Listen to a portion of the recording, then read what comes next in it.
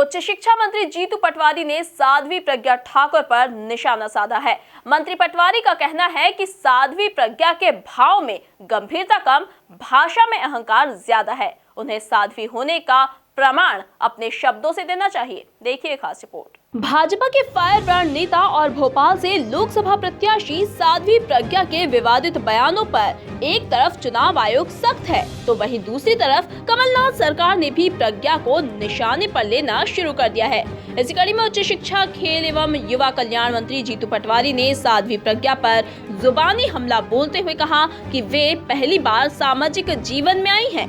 साध्वी के भाव में गंभीरता कम, भाषा में अहंकार ज्यादा है। भाजपा विकास की बात करती है, लेकिन वोट भ्रम और षड्यंत्र के लेना चाहती है। साध्वी जी चूंकि सार्वजनिक जीवन में पहली बार उनका पदार्पण हुआ है। एक साधु जो होता है, संत जो होता है, उसकी जो भाषा होती है वो मर्यादित होती है, समाज को दिशा देने वाली।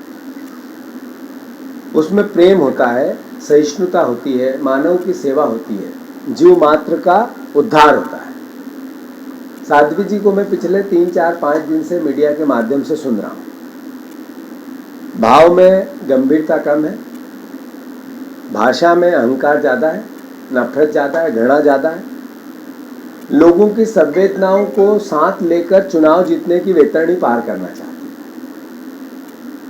नरेंद्र मोदी जी भाषण देते हैं विकास का, भारतीय जनता पार्टी बात करती है विकास की, और वोट लेना चाहती है भावना से, षड्यंत्र से, भ्रम से, झूठ से, पाखंड से। वहीं उन्होंने कहा कि भोपाल की जनता सब समझती है।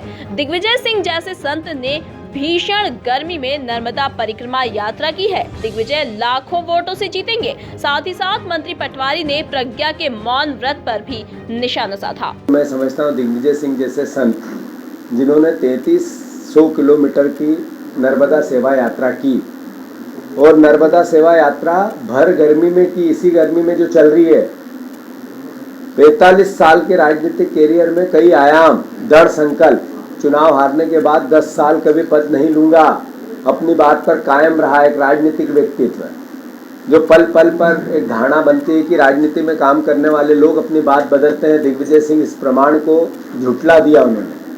तो जब भोपाल की जनता इस पर निर्णय लेगी और हजारों नहीं लाखों मतों से भारतीय जनता पार्टी यहाँ हारेगी, दिग्विजय सिंह साहब, कांग्रेस पार्टी जीतेगी। मीडिया जब उनके पास जाती है, अखबार और पत्रकार उनसे सवाल पूछते हैं, उनके मुंह से जो निकलता है वो नकारात्मकता होती है।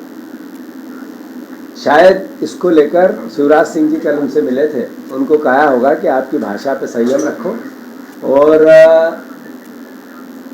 चूंकि मुंह से बोलना पड़ता है तो जैसा मन में होता है वैसा निकलता है। तो शिवराज सिंह जी ने राय दी होगी कि मौन पे चले जाए, हो सकता है।